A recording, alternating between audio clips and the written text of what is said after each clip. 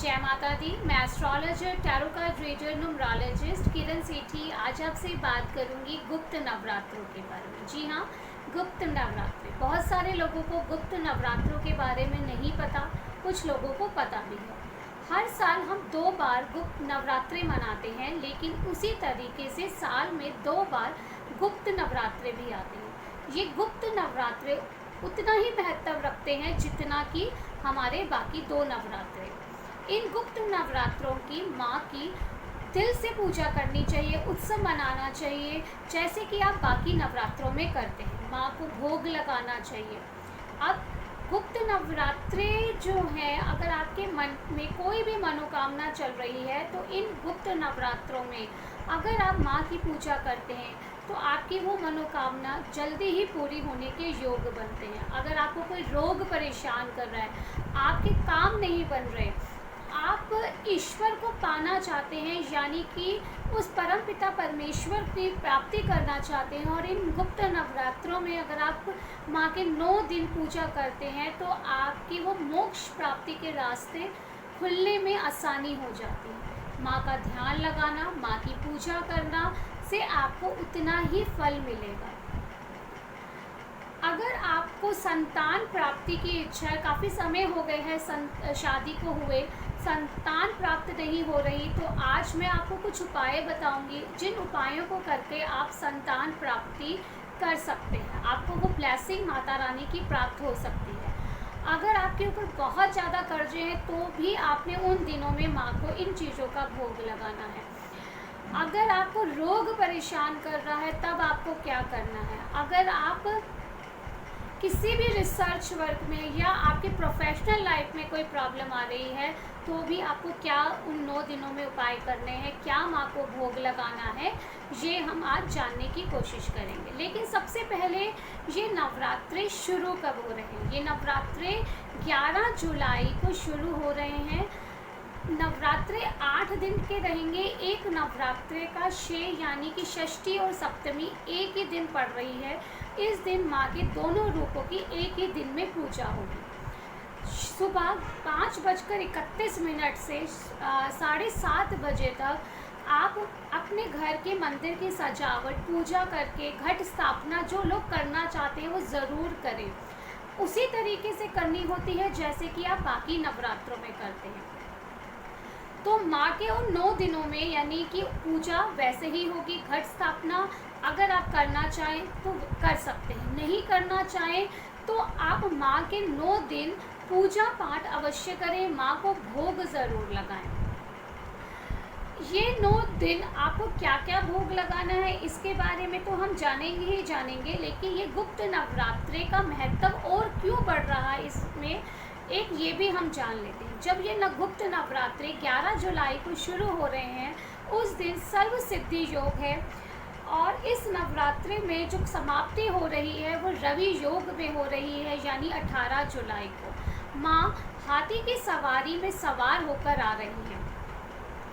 इन दिनों 9 दिनों में अपनी स्वच्छता का ध्यान रखें। ये नहीं कि बहुत लेट नहा रहे हैं।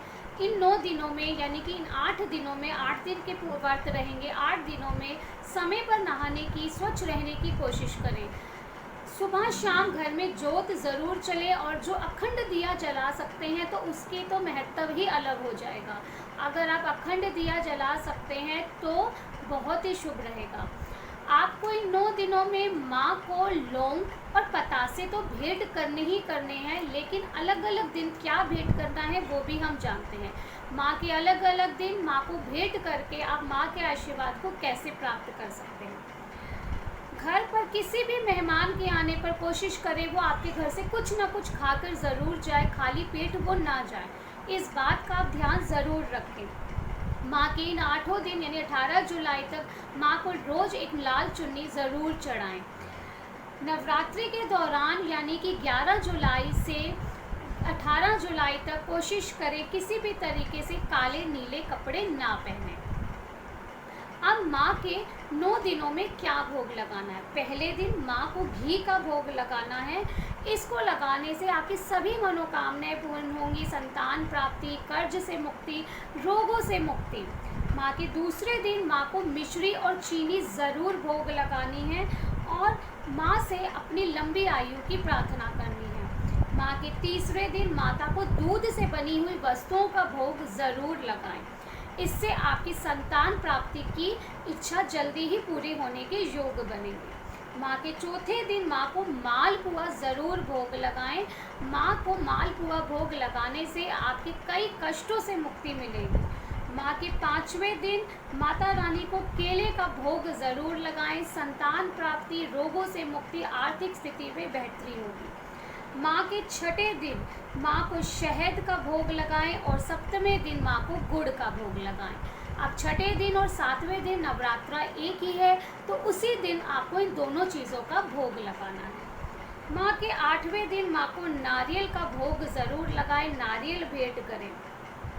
माता के आखिरी दिन माँ को चुन्नी ज़रूर भेंट करें और जो है माता रानी से अपनी सभी मनोकामना की पूर्ति की प्रार्थना करें। 9वें दिन माँ को हलवा और पूरी का भोग साथ में लगाना है। इन 9 दिनों में आपको लौंग और पतासे भी ज़रूर भेंट करने हैं। माँ को चुन्नी ज़रूर चढ़ानी है। इन छोटी छोटी बातों को आपने ध्यान रखना है। माँ के दुर्गा चालीसा का पाठ और सप्तशती का पाठ आपको ज़रूर करना है। अगर आपको नहीं आता तो किसी भी माँ के एक मंत्र का 9 दिन तक, 8 दिन तक 108 माला सुबह शाम, 108 बार सुबह शाम रोज पढ़ना। जैसे सर्व मंगल मांगल्ये शिवे सर्वार्थ साधिके शरण्ये त्र्यंबके गौरी नारायणी नमस्तुते। माता से प्रार्थना करनी है कि आपकी सभी मनोकामनाएं पूर्ण हों। ओम ऐं ह्रीं क्लीं चामुंडाय विचे का 108 बार सुबह शाम पाठ कर सकते हैं अगर दुर्गा सप्तशती का पाठ आपको नहीं आता। ओम जयंती मंगला काली भद्र काली कपालिनी दुर्गा क्षमा शिवा धात्री स्वाहा स्वधा नमस्तुते। माँ के किसी भी एक पाठ को लेकर, मंत्र को लेकर आप माँ से अपनी मनोकामना को पूर्ण करने की प्रार्थना कर सकते हैं। इस तरह इन छोटी छोटी बातों को ध्यान में रखकर अपने रोग, दुख, कष्ट को आप दूर कर सकते हैं, कर्ज से मुक्ति प्राप्त कर सकते हैं। आप सबको गुप्त नवरात्रों की शुभकामनाएं। जय माता दी।